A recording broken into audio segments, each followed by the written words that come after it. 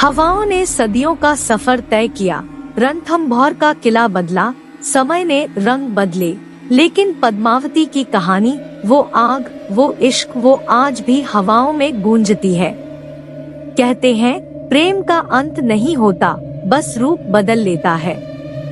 शायद इसीलिए पद्मावती का आत्मा अमर प्रेम की तलाश में फिर से धरती पर अवतरित हुआ।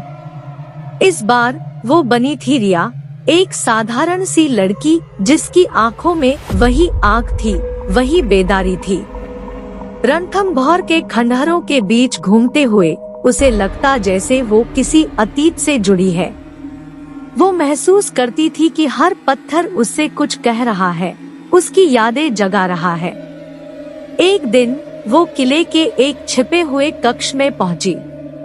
वहां दीवारों पर चित्र बने थे रणथंभौर का गौरव, वीरता और अंत में पद्मावती का जौहर। उन चित्रों को देखते हुए रिया को लगा जैसे उसकी आत्मा चीर गई हो। वो रो पड़ी, न जाने किस दर्द को, किस अधूरेपन को। उस रात उसे सपना आया, एक राजसी पुरुष जिसके चेहरे पर वीरता और प्रेम का सम्मिश्रण था, उसे पुकार रहा था। वो कह रहा था, रिया, तुम मेरी पद्मावती हो, तुम वापस आ गई हो। रिया चौंकी, सपना टूट गया, लेकिन उसकी जिंदगी बदल गई। वो उसे पुकारने वाली आवाज को अनदेखा नहीं कर पाई। उसने इतिहास खंगाला, पद्मावती के बारे में सब कुछ पढ़ा। वो किले में घंटों बिताती, उस जौहर की जगह को महसूस करती, मानो वहाँ अभी भी पद्मावती की आत्मा घूम रही हो। एक दिन किले में खुदाई हो रही थी, तभी वहाँ एक गुप्त कमरा मिला। उस कमरे में पद्मावती की मूर्ति थी, जो बिल्कुल रिया के जैसी लगती थी। ये देखकर रिया का दिल दहल गया। अब उसे सब समझ आ गया था, वो पद्मावती का ही पुनर्जन्म थी।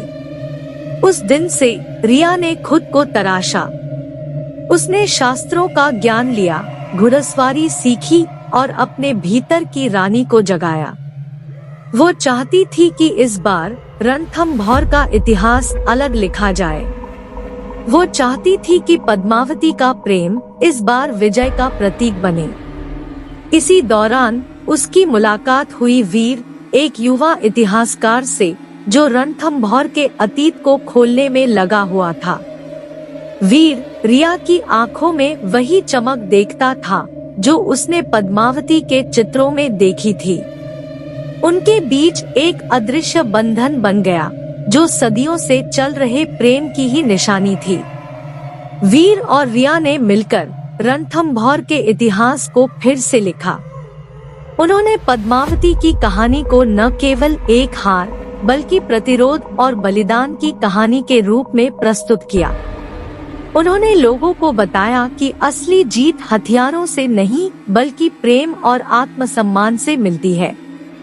रिया और वीर का प्रेम रणथंभौर के खंडहरों पर खिली एक कमल की तरह था। वो साबित करते थे कि प्रेम का अंत नहीं होता, वो बस रूप बदल लेता है। पद्मावती का जौहर भले ही हार था, लेकिन वो जौहर उनके प्रेम की जीत बन गया, जो सदियों से लोगों के दिलों में जिंदा है। और अब रिया और वीर के प्रेम में उस जौहर की आग फिर से जल उठी।